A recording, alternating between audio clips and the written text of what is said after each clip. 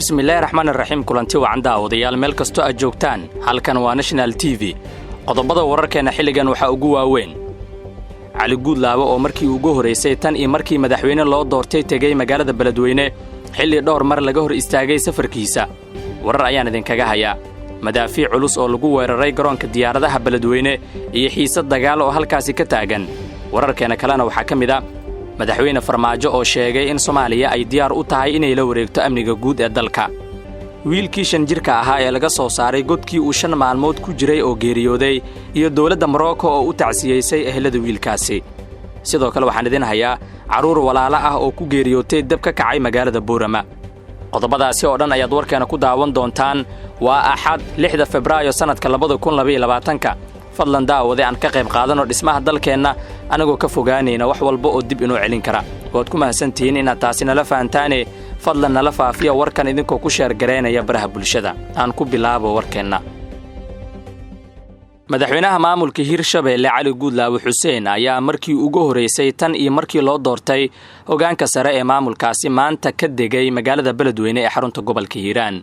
Cali Guudlaabe iyo wafdigu hogaaminayo ayaa ka soo kici timay Jowhar waxayna toos uga degeen garoonka Ugaas Khaliif ee Beledweyne halkaasi oo lagu soo dhaweeyay safarkan waxaa madaxweynaha Hirshabelle ku wehlinayo wasiir ka tirsan dawladda federaalka Soomaaliya iyo mas'uuliyiin ka tirsan maamulkiisa sidoo kale waxa Cali Guudlaabe iyo wafdiga uu horkacayo loo sii galbiyay dhanka madaxtooyada uu maamulka ku leeyahay magaalada Beledweyne oo ay ku soo dhaweeyeen ku xigeenkiisa Yuusuf Dabageed gudoomiyaha gobolka Hiiraan Cali Jayte iyo saraakiil ciidan ammaanka Beledweyne ayaa sidoo kale aad loo adkeeyay waxaana inta badan la xiray wadooyinka magaalada si looga hortago rabshado ka dhaca magaaladaasi oo qaybo kamid ah ay ku sugan yihiin ciidamo gadoodsan oo la magac baxay kacdoonka gobolka Hiiraan madaxweyne Cali Guudlaabe ayaa kulamo wada tashi ah ka bilaabi doono magaalada Beledweyne kuwaasi oo looga hadlayo inta badan tabashada reer Hiiraan sida ay inoo sheegeen ila wareedyo lagu kalsoon yahay oo aan la hadalnay magaalada Beledweyne ayaa kamid ah magaalooyinka waaweyn ee loo qorsheeyay inay ka dhacaan doorashada kuraas kamid ah xubnaha golaha shacabka taas oo qayb ka ah safarka Cali Guudlaabe uu maanta ku tagay magaaladaasi oo xarun u ah gobolka Hiiraan si kastaba arrimahan oo idil ayaa ku soo aadayo ayada oo wili Generaal Xuud uu ku sugan yahay Muqdisho iyo sarkaalka kale ee lagu magacaabo Nuur Dheero isna ku sugan Beledweyne ay ka soo horjeedaan abaabulka hadda ka socda halkaasi iyaga oo si kulul uga hadlay arrimahaasi wararka Beledweyne intaan ka bixin ciidamada la magac baxay kacdoonka Hiiraan ayaa madaafiic xoogan ku garaacay garoonka diyaaradaha Ugaas Khaliif ee magaaladaasi kaasi oo uu ka degay madaxweyne Cali Guudlaabe madaafiicda oo qaarkood ku hoobtay garoonka iyo nawaaxigiisa ayaa waxaa xigtay hoobiyaal kale oo ay ku jawaabeen ciidamada Jabuuti ee ku sugan garoonkaasi sidoo kale waxa israsaasayn kooban ay ka dhacday magaalada taasi oo u dhaxaysay ciidamada dawladda iyo kuwa ka soo horjeeda safarka uu Cali Guudlaabe ku tagay magaalada Beledweyne macadda qasaaraha ka dhashay dagaalkan iyo weerarka madaafiicda ee lala beegsaday garoonka diyaaradaha Ugaas Khaliif waxaana weli xaaladdu tahay mid aad u kacsan ciidamada dawladda ayaa gacanta ku haya magaalada iyaga oo xiray inta badan wadooyinka halka duleedka ay ku sugan yihiin ciidamada gadoodsan dhaqdhaqaaqyadan cusub waxay saameyn ku yeeshteen guud ahaan magaalada sida ganacsiga isku socodka dadka iyo gaadiidka oo hakad galay wixii ku soo kordha xaaladda Beledweyne iyo safarka uu Cali Guudlaabe uu ku tagay Beledweyne halkan ayaad kala socon doontaan insha Allah waa tahay wararkeena kale haddaan eegno madaxweynaha Soomaaliya Maxamed Cabdullaahi Farmaajo oo ka qayb galaya shir madaxeedka midowga Afrika ee ka socda magaalada Addis Ababa ee dalka Itoobiya ayaa ka jeediyay khudbad dhinacyo badan taabanaysa waxa uu sheegay in Soomaaliya ay diyaar u tahay la wareegista amniga guud ee dalka shirka oo furmay maalintii shalay kaasi oo madaxda ka jeediyeen khudbado dhinacyo badan taabanaysa taasi oo ku saabsan xaaladda guud ee wadamada Afrika sida wadamada ay ka socdaan dagaalada khudbada uu madaxweyne Farmaajo ka jeediyay shir madaxeedka midowga Afrika ayaa ku soo hadal qaaday la dagaalanka Al-Shabaab isaga oo yiri argagixisada Al-Shabaab waxa ay khatar ku tahay dhammaan nolosha dadka qaaradda Afrika qorshayaasha golaha nabadda iyo ammaanku waa inay noqdaan kuwa mideynaya dhammaan dadaalada iyo xuduudda aan kaga hortagayno qataraha inaga imaanaya argagixisada Al-Shabaab iyo kooxaha kale ee xagjirinta ah dhinaca kale waxa uu sheegay madaxweyne farmaajo in dowladda federaalk soomaaliya ay diyaar u tahay in ay la wareegto mas-uuliyadda amniga dalka dhammaadka Diseembar 2023 ayada oo kala wareegayso howlgalka midowga Afrika ee AMISOM. dowladda federaalk soomaaliya ayaa ciidamadeeda waxaa tababar siiya qaar ka mida wadamada Afrika iyo kuwa caalamka. haddaba Soomaaliya diyaar ma u tahay inay xilligan la wareegto amniga guud ee dalka dhammaadka 2023? weli waxaad la socotaan wararka ugu waaweyn ee Soomaaliya iyo caalamka. markana wararka Boorama. warar kala duwan ayaa ka soo baxaya khasaaraha ka dhashay dab xoogan oo ka kacay gudaha magaalada Boorama ee xarunta gobolka Awdal, kaasi oo geystay khasaare kala duwan oo isugu jira dhimasho, dhaawac iyo burbur.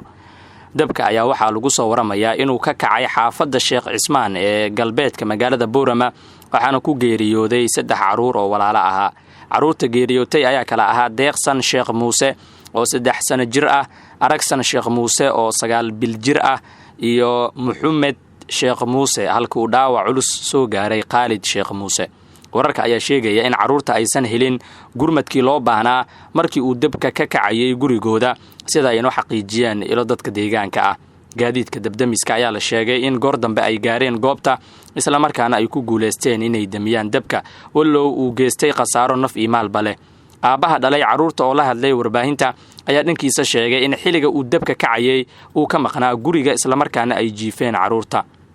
guriga waan ka maqnaa markuu dabku kacayay, markaa 4 caruurta ahaa 3na waa dhinteen, midna dhaawac culus ayaa soo gaaray, ayuu yiri aabe Sheekh Muuse Maxamed. deegaanada Somaliland ayaa waxaa ku soo laablaabta falalka gubashada ah, waxaana magaalooyin ka tirsan maamulkaasi siyaabo kala duwan uga kacay dab geysta khasaare kala duwan. qaybaha dambe ee warkeena ayaan soo gaarnay. markana dalka Morocco, rajo xumo iyo niyad jab ayuu ku soo gabagaboobay howlgalka waqti badan qaatay ee lagu soo badbaadin rabay Rayaan Khalid Oram oo 5 jir u dhashay dalka Morocco, kuna dhacay ceel dhirirkiisu gaaraya 32 mitir. boqortooyada Morocco ayaa ku dhawaaqday inuu dhintay saqiirka ku saxariiray godka uu ku dhacay oo uu ku go'doonsanaa tan iyo talaadadii toddobaadkii hore 1 Febraayo 2022. boqor Maxamed Lixaad ee Morocco oo la hadlay waalidka Rayaan ayaa u tacsiyeeyay. dunida oo dhan waxa ay la socotay howlgalkan baaxadda weyn. kooxda gurmad ka samaysay ayaa welwel ka qabay sida uu Rayaan ku heli karo neefta macmalka ah inta u dhaxaysa godka laga soo saarayo ilaa gaariga loo diyaariyay in lagu geeyo isbitaalka.